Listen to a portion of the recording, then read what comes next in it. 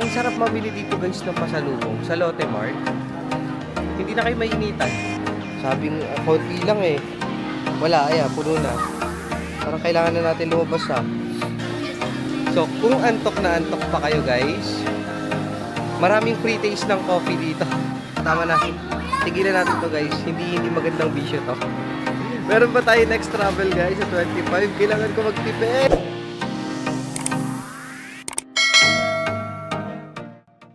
Hi guys, good morning and welcome back to my channel.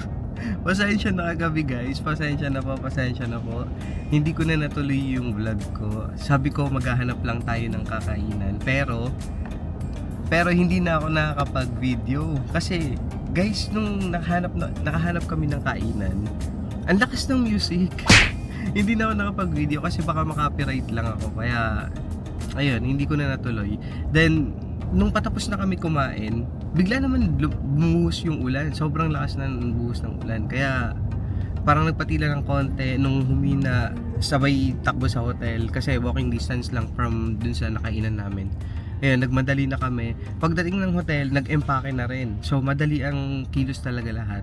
Eh, di ba masama nga yung pakiramdam. Hanggang ngayon guys, kung naririnig nyo, sobrang ngongo pa ako. Kasi nga dahil sa sipon, and mabigat pa yung pakiramdam talaga. And ngayon, nasa Grab na kami, pabalik ng Danang. So, ang flight namin guys is 10 PM pa. So, 1 PM pa lang ngayon. Marami pang, or meron pa kaming extra time para magtingin-tingin sana ng mga konting pasalubong lang. Diba sikat sila dito sa mga coffee, mga ganun. So, try namin dumaan ng Lotte Mart guys. Isasama ko kayo, pupunta tayo ng Lotte Mart para sa last day natin dito sa Vietnam. Okay? Yun guys ulitin ko guys if ever kayo pupunta kayo dito sa Vietnam during Tet or New Year season nila, expect nyo guys, maraming store na close. Mahihirapan kayo maghanap ng kakainan. So yun guys, medyo mahaba-haba yung biyahe from Hoi An going to Danang. Kasi nasa Grab naman kami para smooth sana yung biyahe. And matutulog na lang muna kami, okay? I-update ko kayo kapag nasa Lotte Mart na tayo. Okay? See you later guys! Hi guys! So, nasa Lotte Mart na tayo. Yan. Nasa Lotte Mart na tayo guys. And mag-withdraw lang ako ng cash kasi wala akong cash. So, gagamitin natin pang withdraw guys. GCash card. Okay? So, samahan nyo ako. Mag-withdraw tayo. So, mag-withdraw tayo ng million guys. Mag-withdraw tayo ng million using GCash card. So, paano gamitin guys? Insert nyo lang yung GCash card nyo. Ayan. Then, English. Pin lang. Pin. Cash withdrawal. Savings. Then, 500,000. Ay, 2 million lang yung max dito. Walang 5 million. So, 2 million na lang guys. I-max na lang natin. And yes nyo lang, ano to? Shit, walang translation. Continue na nga lang natin. Check natin guys magkano yung charge. So, 2 million. So, nakapag-withdraw na tayo guys gamit GCash card. Check lang natin kung magkano yung nabawas sa atin. So, nakapag-withdraw na ako guys gamit ang GCash card. Ganun lang, sobrang dali lang talaga gamitin ang GCash card. Kahit international pa, sobrang useful talaga ng GCash card guys. Kaya kuha kayo ng GCash card kung magta-travel kayo. Magagamit nyo siya pangbayad sa mga supermarket, mga kainan. Then pag nag-withdraw kayo, hindi malaki yung service fee or yung charge. So check natin guys magkano yung charge dun sa bangko na yun. Ang 2 million Vietnamese dong guys, pag kinonvert nyo in peso is 4,462. Ang na-charge sa akin 4,634. So 200 din yung charge dun guys sa bangko na yun. Hindi okay doon. Hindi okay doon. Ito guys, ito. Lagay ko yung picture dyan. Yung bangko na yan guys. Yung bank na yan guys, pag nag-withdraw kayo dyan using GCash, walang charge. As in, walang charge. Pero itong winidrawan ko ngayon, meron 200. So, okay doon mag-withdraw. Hindi siya okay. Pero ayun, at least nasa Lotte Mart na tayo and hanapin lang namin yung locker para mag-iwan ng gamit. Hi guys! So, nandito na tayo sa loob ng Lotte Mart. And kanina, problemado kami saan namin iiwan yung luggage namin. Kasi meron kaming malaking luggage guys, plus mga 7 kilos. So, hindi namin alam saan iiwan yung mga luggage na yun. Kasi may locker dito guys. Meron mga free locker dito. Pero, yung locker na yun, ang kasya lang, mga maliliit. So parang search kami ng search sa online. Walang lumalabas na wala daw mapagtitiwanan dito. Pero tinanong namin yung guard sa baba. Buti na lang nagtanong kami bago kami nag-book ng Grab papunta sa luggage Danang luggage station. Yun sana yung sinasuggest ng online. Buti na lang nagtanong kami sa guard, then sinuggest niya na umakyat daw kami. Then meron pala dito guys. Eto. Meron pala dito sa tapat mismo ng Lotte Mart. Eto. Yan, Lotte Mart. Then, ito yung luggage station. So, kung meron kayong luggage na malalaki guys, pwede rin kayo mag-iwan dito pala. Ayan. Pwede kayo mag-iwan dito. Then, ayan mismo yung entrance ng Lotte Mart. Tapos, ito guys, yung yung mga smart locker. Pero, ang kasya lang, mga maliliit na bag. Ito, yan, mga maliliit na mga ganyan. So, ayan. Tinapos ko na, titingnan ako ng guard, baka pagalitan ako. Sabihin na binibidyoan ko yung yung mga bags. Pasok na tayo sa Lotte Mart. At least, nakahanap kami. Guys, pagpasensya nyo na ako, first time nga, di ba? First time nga eh, hindi ko talaga kabisado, wala talaga akong idea. At least alam ko na, di ba, na meron palang mapag-iiwanan ng luggage. And sa mga pupunta pa lang dito sa Danang, and yung kuwari pa uwi na kayo tapos dadaan kayo ng Lotte Mart, at least alam nyo na pwede kayo mag-iwan ng luggage nyo dito sa tapat mismo ng entrance ng Lotte Mart. So ang Lotte Mart guys is famous sa mga bilihan ng pasalubong. Actually ang Lotte Mart guys is Korean supermarket, Korean brand siya. Hindi pwedeng mawala. Chocolates, magkano? 30,000 sa Kisses. Ito mga KitKat na ganito guys, oh. Parang sa Don Quijote ito sa Japan, no? So, yun yung mga price, guys, ha? Bilisan nyo na lang yung mata nyo. And, pagpasensyahan nyo na po kung ngongo talaga ako kasi may sipon pa ako. Hala, parang masarap to. Ang dami nagsasabi nito. Tignan nyo, guys, oh. 35,000. Ay, ito ba yun? Pop it. Mamaya. Tingnan natin. Ito yung mga coffee. Coffee, do you want taste? No. Gonna mix it with it.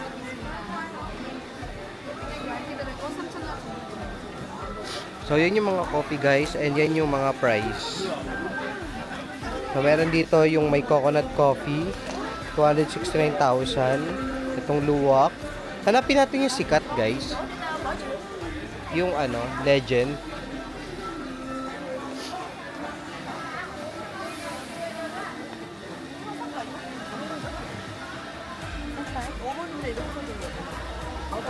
No.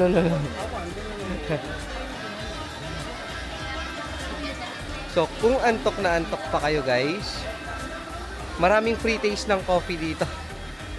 Maraming free taste ng coffee, hindi kayo mauubusan. And ako kasi guys, hindi ako uminom ng kape. Kaya actually wala akong idea kung ano yung bibilin ko. Nakarely lang ako sa mga video sa TikTok kung ano yung mga sikat. Yung staff ng hotel sa Hoi An, tinanong ko kung ano yung sikat na coffee dito sa Vietnam. And ang sinabi niya, G7. So G7 daw yung sikat na brand ng coffee para sa mga local guys, ha. Wait lang, hanapin ko lang yung kasama ko, baka puno na yung cart namin. Baka hindi na naman na-control. Punong-puno na naman yung cart na. Ang daming pwedeng bilhin guys, as in. Sa sobrang dami, hindi ko alam kung ano yung kukunin ko. And hindi rin naman ako pwedeng kumuha ng sobrang dami kasi nga, limited na yung space ng luggage namin. Guys, comment nga kayo kung ano yung mga brand na kinukuha nyo. Sa mga nakapunta na ng Lotte Mart, comment nga kayo kung ano yung mga brand na or mga coffee, mga pagkain na pampasalubong, kung ano yung mga kinukuha nyo lagi para magka-idea ako and yung mga ibang manonood na hindi pa nakakapunta dito sa Lotte Mart. Para next time pagbalik, alam na natin yung mga itatry, di ba? Kasi ngayon talaga guys, wala akong idea. As in, wala akong idea kung ano yung kukunin ko, ano yung masarap, mga ganun. Meron din mga luggage na binibenta dito guys. Mga luggage, mga souvenir, shirt, mga damit to. Mga tote bag ba meron dito? Ay, bumili ako nito kagabi guys. Ganda. Bumili ako sa labas kagabi, sa Hoi An. Pero gold naman, gold. Magkano dito? Ay, walang price. Ayan, mga souvenirs. Meron din, yan, mga ganyan. And mga damit. So, may mga bag nga din, no? Ayun, no? Ayun, may mga bag dun, no? Mga tote bag. Titingnan ko yun mamaya. Ayan, yung mga tote bag. Tingnan natin yan mamaya kasi pampasalubong. So, may area ng puro pang souvenirs, display sa bahay, damit, mga abubot, mga ganun. Then, pagkain. Sobrang dami guys, as in. Na ano ako. Naguguluhan ako anong kukunin, anong bibilhin ko. Oh, ito yung mga kape. Hanapin natin yung Legend. Ayan, meron. Yan, ito. So, ito yung sikat guys na nakikita ko sa TikTok. Itong Legend. Kita ko lang Yan, Legend. And ito. Sabi, ito daw yung mas masarap. Pero hindi naman daw naglalayo yung lasa niya dito sa malaking to. So, ano kukunin natin? Yung classic o yung special edition?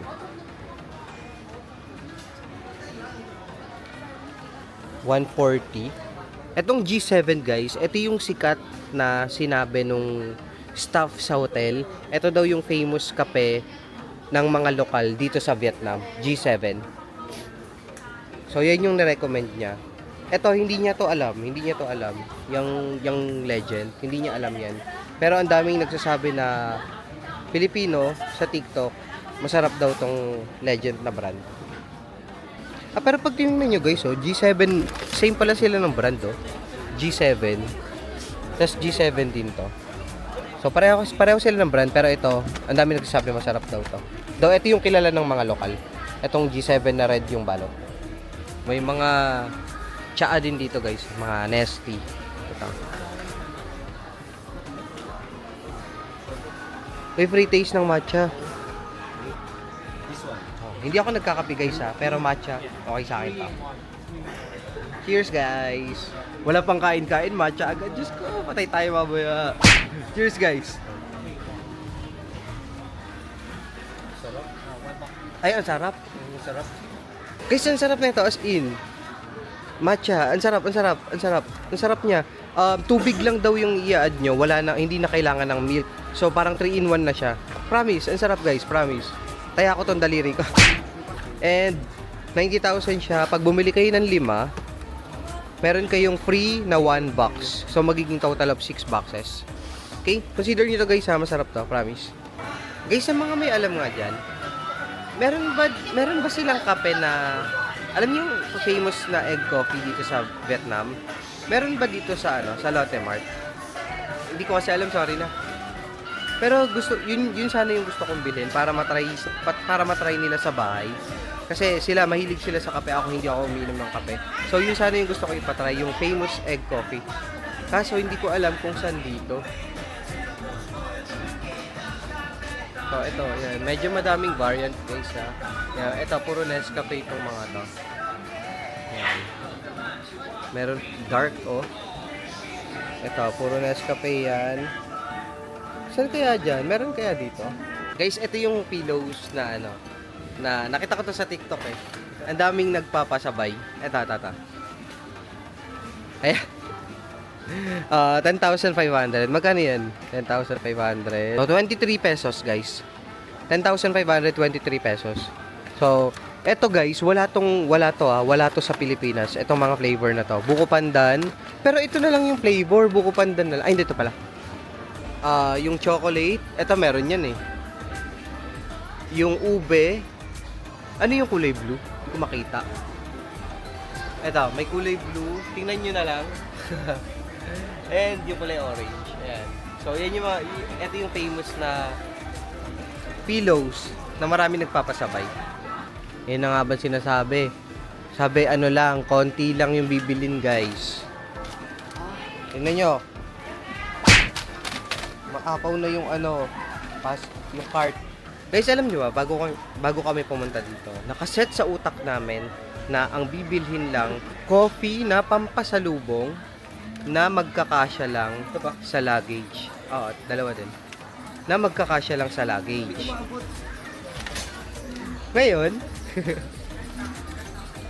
Ngayon guys, ang nangyayari, napupuno na po yung cart namin ng kung ano-ano. Diyos ko. Nagigets ko na yung iba, bakit parang kumukuha sila ng isang luggage na ang laman nun, puro galing dito sa Lotte Mart. As in guys, ang hirap. Ang dami mong makikita na gusto mong bilhin na, ano mo yun, ang hirap i-resist. Good luck guys. Guys, parang kailangan na natin lumabas kung ano-ano pinagkukuha na.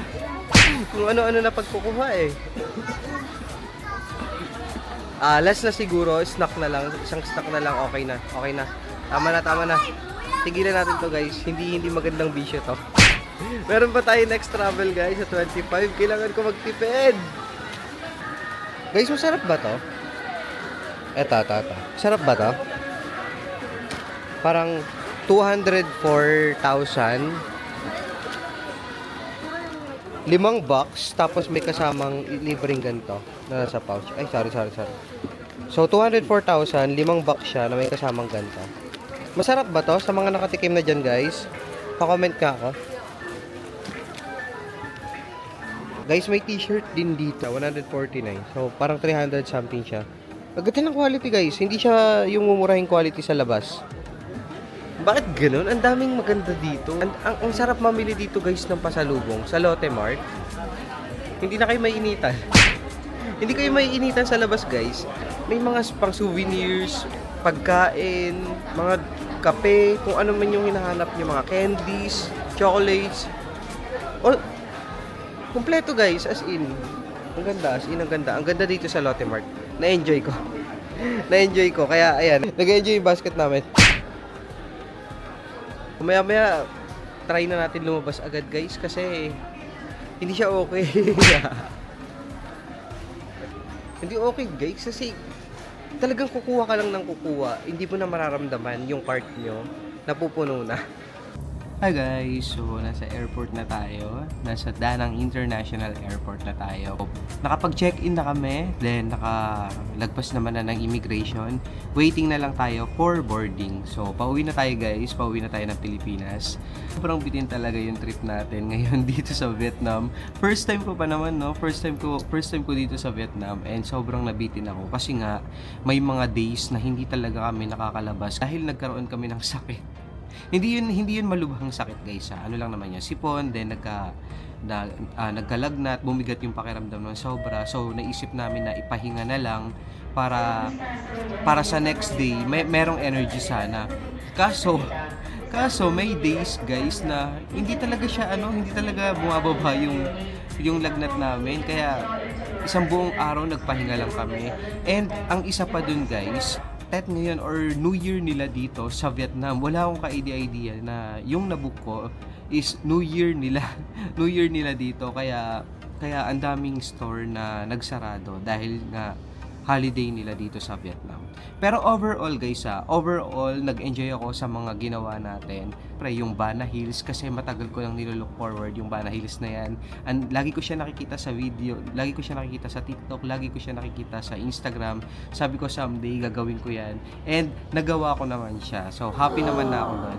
So yun, experience ko dito sa Vietnam as a first timer guys.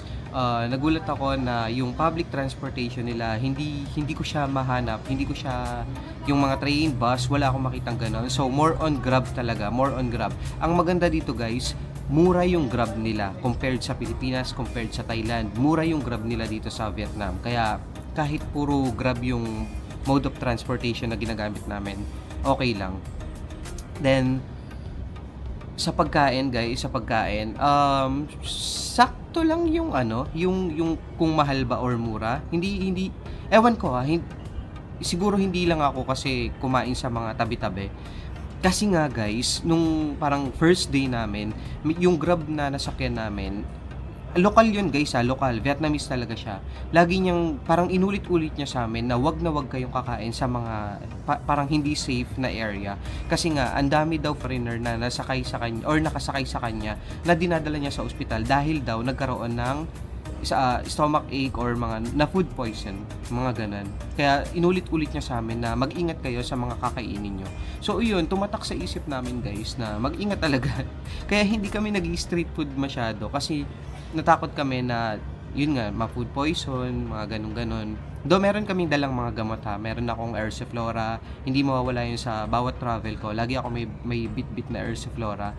Then meron din naman akong mga loperamide na gamot just in case na ganun nga yung mangyari. Pero yun nga, mas mabuti pa rin na nag-ingat tayo. Yun nga lang, nag-ingat tayo sa food poison, sa mga diarrhea, sa mga diarrhea, nagkaroon naman tayo ng sipon at saka lagnat. Kaya may days talaga na hindi tayo nakagala.